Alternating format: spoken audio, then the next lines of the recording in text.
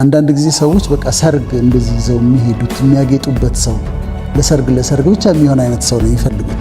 ጎፈሬ አግብታ ይመለጣል፣ ሸንቃጣ አግብታ ይወፍራል። የውጭ ውበት ዋጋ የለውም ማለታችን ሳይሆን ፍቅረኛ ስትመርጥ ዝም ብለህ ቆንጆ ፍለጋ አትንከራተት። አጠገብ ያለች በጣም ምግባሯ ሰናይ የሆነ በላዩ ላይ ሴት የሚደርብበት ታማኝ ያልሆነ ጨዋነት ያልፈጠረበት ሊሆን ይችላል ያ ቆንጆ ወንድ፣ እሷ ቆንጆ ያለችው ቫልዩዎቹን፣ እሴቶቹን፣ የህይወት እሴቶቹን እነሱን መርመረሽ አገኘ። መልካም ያደረጉ ብዙ ሴቶች አሉ። አንቺ ግን ከሁሉ ትወጫለሽ።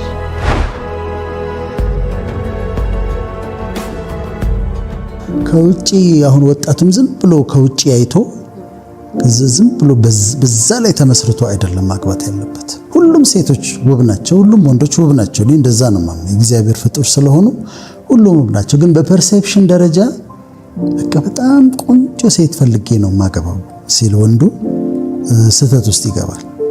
ሌላ ደግሞ ምንድነው አንድ ምሳሌ ያለ ልጁ ስትዘምር ያትና አንድ ዘማሪም በጣም ይወዳታል። ከዛ በፍቅር ይዞታል። ያልገባው ነገር እሱ ያፈቀረው መዝሙሯን ነው። ልክ አሁን አንዳንድ ሴቶች አክተሮችን ወደው ካላገባው ሞቼ ይገኛሉ ይላሉ። የወደዱት ግን አክቲንግ ነው። በኋላ ተጋቡ። ዘማሪዋን አገባት። ከዛ ፍቅሩ የለም እና ማታ እስቲ ዘምሪ ይላታል። እሷ ደግሞ እንዴት ትዘምር በየቀኑ ቤት ውስጥ? አይ እንዲህ ይሆናሉ። እና ማን ሲወዱ ማንን እንደወደዱ ውስጣዊ እሷነቷን መውደዳቸውን እርግጥ መሆን አለባቸው። አሁን እንዳልሽው ነው። ውበት ይረግፋል፣ ይለወጣሉ። ወንዱም ይለወጣል። ጎፈሬ አግብታ ይመለጣል፣ ሸንቃጣ አግብታ ይወፍራል። ሴቷ ትለወጣለች፣ የተለያየ ለውጥ ይመጣል። ማንነቷን የውስጥ ማንነቷን ከወደድኩኝ ግን መቼም እስከ እርጅና ድረስ አይለወጥም ያ ነገር። እኔ አንዳንድ ቤት አሜሪካ ምናምን ሲሄድ እዚህም አይቻለሁ። በእንግድነት ተጋብዤ ሲሄድ አንዳንድ ሴቶች እንግዳ ሲያስተናግዱ ወንድም መስራት አለበት፣ ማስተናገድ አለበት። ይኸው ምን ሰርታ ታመጣና ታስተናግድና እንትን በተለይ ውጪ የሰራተኛ ስለሌለ ሰርታ ምናምን ታመጣለች። ከዚህ ስታቀርብ ስታስተናግድ ምናምን ታያታለች። ከዛ ከጨረሰች በኋላ መጣው ትንሽ ደቂቃ 30 ደቂቃ ብላ ገብታ ሻወሯን ወስዳ ለብሳ ደግሞ ስትመጣ ትገረማለች። እዛ ጋር ቤቷን እንዴት እንደያዘች ከዛ ደግሞ ራሷን እንዴት እንደያዘች ስትመለከች ትገረማለች። እና የውጭ ውበት ዋጋ የለውም ማለታችን ሳይሆን ግን ሴቶች ትኩረት ማድረግ ያለባቸው የወንድ ልጅ ካራክተሩ፣ አስተሳሰቡ፣ አመለካከቱ፣ ደግነቱ፣ ታማኝነቱ እሱን ነው ማጥናት ያለባቸው። ወንዱ ደግሞ ሴቷን እንዲሁ እንደው ፈዞ በመልክ ፈዞ ሳይሆን ጠጋ ብሎ አውርቷት ስትናገር ይገለጣል። በመውጣት በመግባቷ ታማኝነቷ፣ ፌትፉል ነች ወይ፣ ኦነስት ነች ወይ፣ እውነተኛ፣ እነዚህን የውስጥ ውበቷን ማየት በጣም አስፈላጊ ነው። ሴቶች የፍቅር ጓደኛቸውን ወይ የትዳር አጋራቸውን በሚመርጡበት ጊዜ ምርጫቸው በመልክና በቁመና ላይ መመስረት እንደሌለበት አይደለም። በውስጥ ውበት፣ በትዕግስቱ፣ በፍቅሩ፣ ከሰዎች ጋር ባለው መግባባት፣ በደግነቱ፣ ድሃ በመውደዱ በእነዚህ ላይ መመስረት እንዳለበት ያው ፊዚካሊ የሚወዱት መሆን አለበት። ግን ትኩረት መስጠት ያለባቸው ለዚህ መሆኑን ይመስለኛል አይደል? የሚስትህን የውስጥ ውበቷን እይላት። የፍቅረኛ ስትመርጥ ዝም ብለህ ቆንጆ ፍለጋ አትንከራተት። አጠገብ ያለች በጣም ምግባሯ ሰናይ የሆነ ካራክተሯ በጣም አስደናቂ የሆነ ሴት ትኖራለች። እዛ ላይ አታተኩር። ያኛው ይለወጣል በኋላ። አንቺም ደግሞ ዝም ብሎ መለሎ ረዥም ምናምን ፍለጋ አትዞሪ። እዛ ጋር የመጣው ሰው ውስጡን ተመልከችው፣ ካራክተሩን እዩ፣ አነጋገሩን፣ ብስለቱን፣ ጨዋነቱን፣ ታማኝነቱን። በኋላ አብረሽ ውስጥ ኖሪ። ይሄ ነው ወርዝ የሚያደርገው። ቁመናው ምንም ላይሰራ ይችላል። እና አንዳንድ ጊዜ ሰዎች በቃ ሰርግ እንደዚህ ይዘው የሚሄዱት የሚያጌጡበት ሰው ለሰርግ ብቻ የሚሆን አይነት ሰው ነው የሚፈልጉት። ግን አይደለም። የውስጥ ውበት ነው በጣም ማተር የሚያደርገው። ሪሌሽንሺፕ ከመሰረቱ ወይ ትዳር ከመሰረቱ ቆይተው ለምን ይሸወዳሉ? አንዲት ሴት እንደሚወዳት ትሆንለት አሁን እኛ የውጭን ውበት እኮ አልተቃወምም።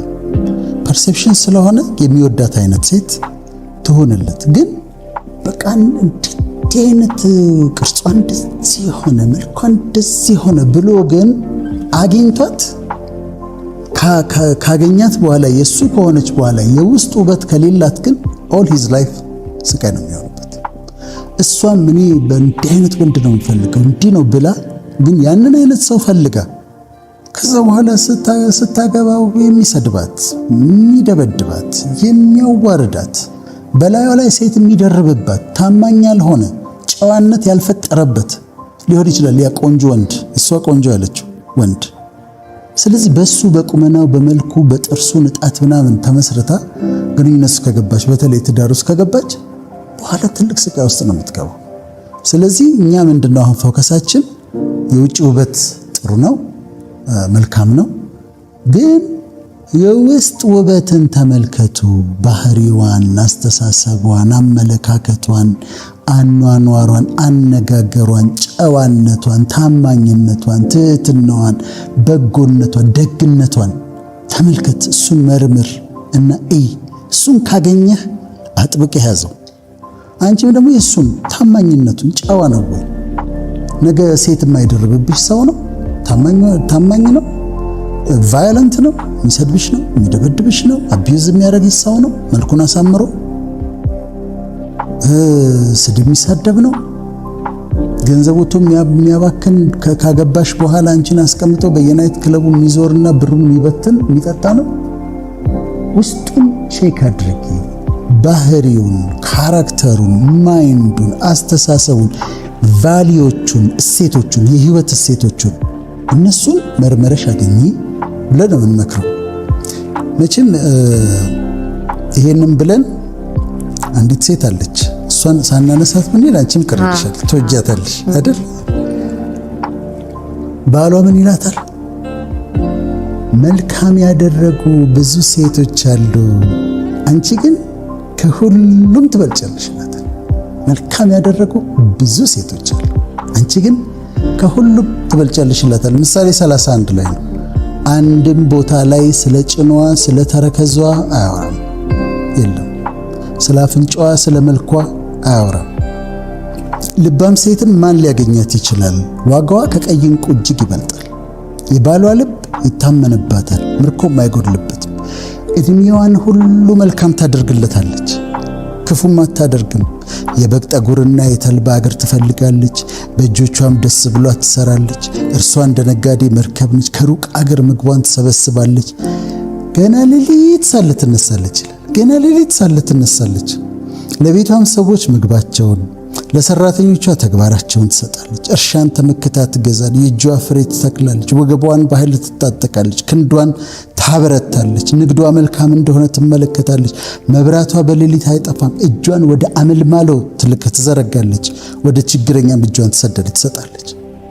ለቤቷ ሰዎች ከበረዶ ብርድ የተነሳ አትፈራም። በረዶ ሲመጣ አትፈራም። ለምን? ለብሰዋል፣ በደንብ ለብሰዋል፣ አትፈራም። የቤቷ ሰዎች ሁሉ እጥፍ ድርብ የለበሱ ናቸውና እያለ ይቀጥላል። ብርታትና ከበሬታ ልብሷን በኋላ ዘመን ላይ ትስቃለች። ልጆቿ ይነሳሉ፣ ምስጋናዋን ይናገራሉ። ባሏ ደግሞ እንዲህ ብሎ ያመሰግናታል። ምን ብሎ? መልካም ያደረጉ ብዙ ሴቶች አሉ፣ አንቺ ግን ከሁሉም ትበልጫለሽ።